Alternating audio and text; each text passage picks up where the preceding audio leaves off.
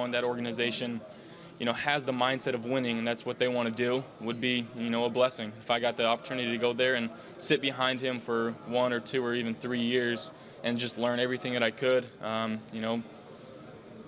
grabbing him whenever I had a question, and hopefully he would answer it for me, and just seeing what he does on and off the field would be, really big for myself. If he asks me to be a backup, I'm going to be the country's best backup quarterback. I'm going to support my starter through everything. I mean, it might be, I don't know, a rough relationship at the beginning because they kind of see the dynamic, but I'm going to do absolutely everything I can to help the team win.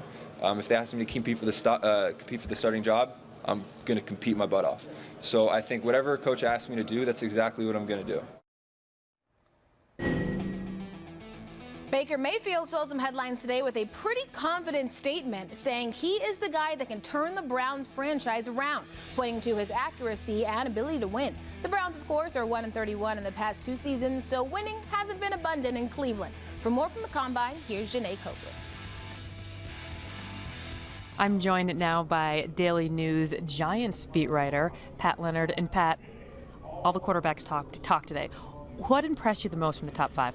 Well, I thought Josh Rosen of UCLA was very impressive because, of course, there's character concerns with him, kind of a brash personality, overconfident. Teams are going to want to see that he can be that high-character leader that they want, that a lot of people see in Sam Darnold and USC. I thought Rosen handled himself very well at the podium. If he interviews with teams the way he did with the media, he'll do fantastically.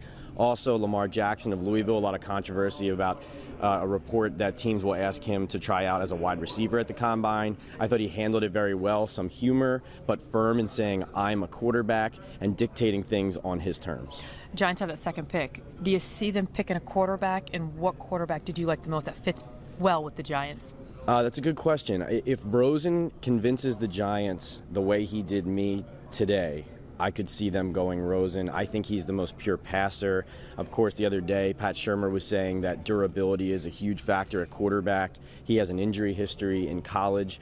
Josh Allen is a personality, kind of an understated, humble kid that might fit well with Pat Shurmur. And then Sam Darnold, I would say, too, though, he sounds like the biggest candidate if the Browns were to go quarterback at 1 to go to Cleveland.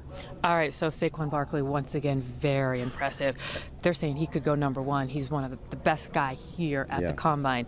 If he does fall to 2, do the Giants definitely take him? That's a great question. So I would say this. When we saw the Giants do so many interviews and do so much homework on running backs this week, to me it told me they definitely intend to draft at that position.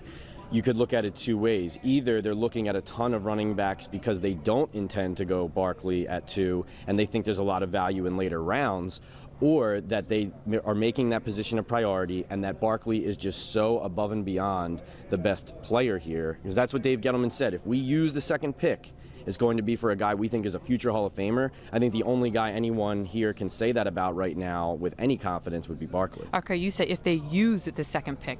Is there a possibility they don't use that second pick? Yes, there is. I mean, you painted a good scenario. If Barkley goes 1, let's say, and that was the Giants' target, if they don't find a quarterback they like as a franchise guy, I could see them very much trading down. A lot of teams are going to be jockeying for the quarterback they believe is the guy, even if the Giants don't think he's there. Let's say they like Quentin Nelson, the guard from Notre Dame. If they have intel that they know they can get him at 5, they could trade down and still take that lineman, the Hog Molly, to improve the line in front of Eli Manning. So there are scenarios where Gettleman would move. Going to be very interesting, a lot to talk about until April. Thanks, Jeane. Pat Leonard, Jeane Coakley, back to you.